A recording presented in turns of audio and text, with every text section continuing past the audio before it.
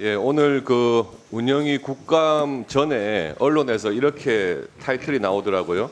김현지 없는 김현지 국감. 운영위 위원으로서 참 유감입니다. 금년 국감이 정말 김현지로 시작해가지고 김현지로 끝나는 것 같습니다. 총무비서관, 과거에 당연히 대통령실에 대한 국감에서 증인으로 출석을 해왔고요. 우리 운영위에서 제일 처음 국감 전에 이 증인 채택 여부를 논의할 때 당연히 총무비서관도 나오는 것으로 저는 이해를 하고 있었는데 그때 민주당에서 증인 채택을 거부하면서 논란이 커진 거거든요. 그 이후에 갑자기 대통령실에서 총무비서관을 또 부속실장으로 발령까지 냅니다. 아예 총무비서관이 국회에 나왔던 그 관행의 적용 대상에서 빼버리겠다고 한 거죠. 그러면서 논란이 계속 커지고 김현지 부속실장에 대한 과거 의혹까지도 다 언론에 나오면서 이게 더 일이 커진 겁니다. 최초에 정무수석께서 언론에다가 김현지 100% 출석 장담한다 이렇게 하셨다가 그 다음에 말이 갑자기 바뀌셨더라고요. 김현지 실장 나온다고 했다가 안 나온다고 다시 말이 바뀌신 이유 대통령이 지시하신 겁니까? 그렇지 않습니다. 총무비서관은 과거에 계속해서 운영에 출석했던 전례가 있어서 출석하는 것으로 저는 그렇게 알고 있었고요. 그러나 총무비서관이 부서실장으로 이동하게 된 것은 국회에 불출석하기 위해서 한 인사가 아니고 김남준 실장을 알겠습니다. 대변인으로 채택 그런 인사가 이미 있었기 때문에 제가 불가피하게 이렇게 된 것이고 사실은 부속실장이라 하더라도 출석 의무가 없지만 수석님, 오전 중이라도 제가 출석을 하려고 이해하겠습니다. 했는데 국회에서 거부된 것으로 알고 있습니다. 처음에는 총무비서관으로서 있으면서 장관 후보자에 대한 인사에 관여한 것이 아니냐 그 정도의 의혹이었습니다. 그런데 이게 갑자기 인사 발령까지 나면서 또 주변 인물들의 말도 바뀌고 그러니까 이게 실세 현지가 아니냐는 의혹이 제기된 거죠. 근데 저는 이런 의혹보다도 이 국감에 불출석하는 그 과정에서 민주당에서 그 김현지 부속실장을 감싸기 위해 가지고 바뀌는 말들, 전 이런 것들이 더 이게 문제가 아닌가 하는 생각이 들거든요. 정무수석님의 말씀도 바뀌었고요. 박지원 의원님, 김현지 똑똑하다. 내가 국정감사장 나가라고 했다. 국회에서 부르면은 나갈 것이다. 방송 나와서 장담했다가요. 하루 만에 다음날 아침에 김현지 못 나간답니다. 이렇게 말씀이 바뀌셨어요. 저는 이게 다선 국회의원 또 정무수석의 말까지 바꿀 수 있는 사람이 과연 누군가 굉장히 궁금합니다. 저는 말을 바꾼 적이 없고요. 오전 중이라도 오전 시간이라도 출석하는 게 바람직하다고 해서 권유를 했고 또 출석을 하기로 했었습니다. 수석님 질의 안 끝났습니다 아직.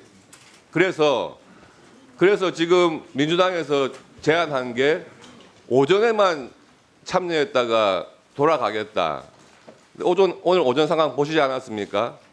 이런 식으로 회의 진행시키면은 오전에 증인으로 나오는 것이 무슨 의미가 있겠습니까?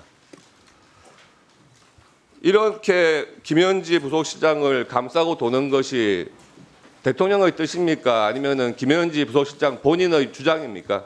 아니 이제 김현지 그 실장의 출석 여부는 실제로 인사가 그 이전부터 이미 계획되어 있었고요.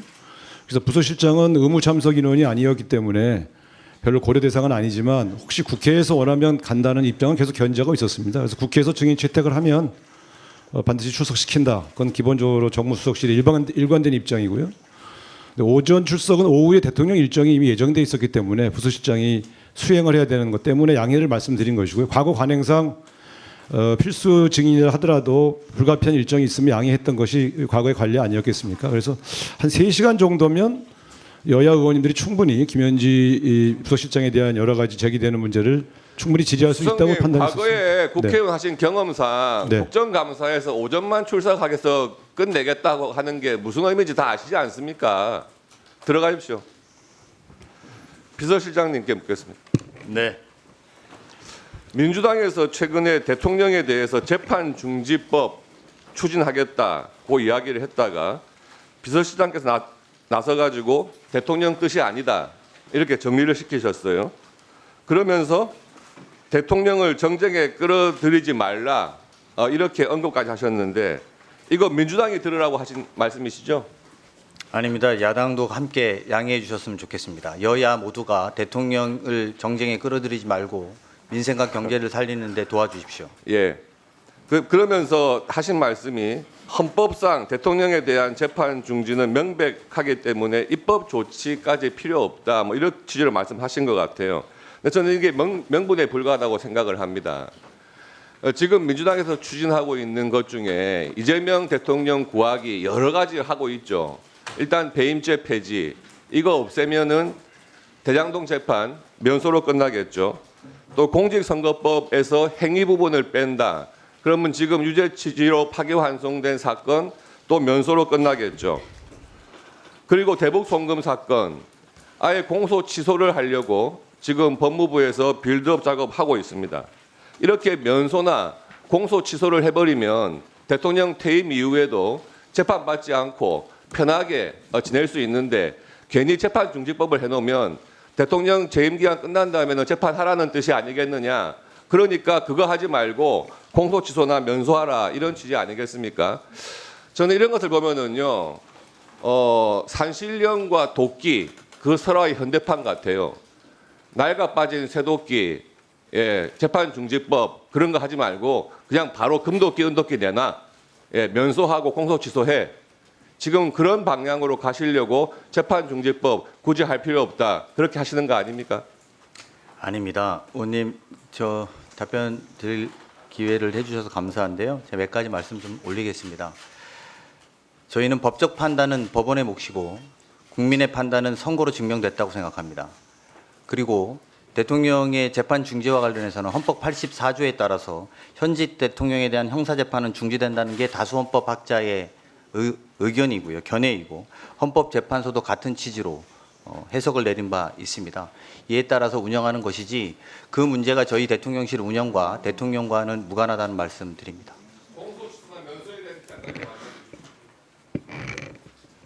잘 못 들었습니다. 공소 취소나 면소 이런 부분까지도 말씀해 보시죠. 제가 별도 그 부분에 대해서 드릴 말씀이 별도로 없습니다. 자, 수고하셨습니다.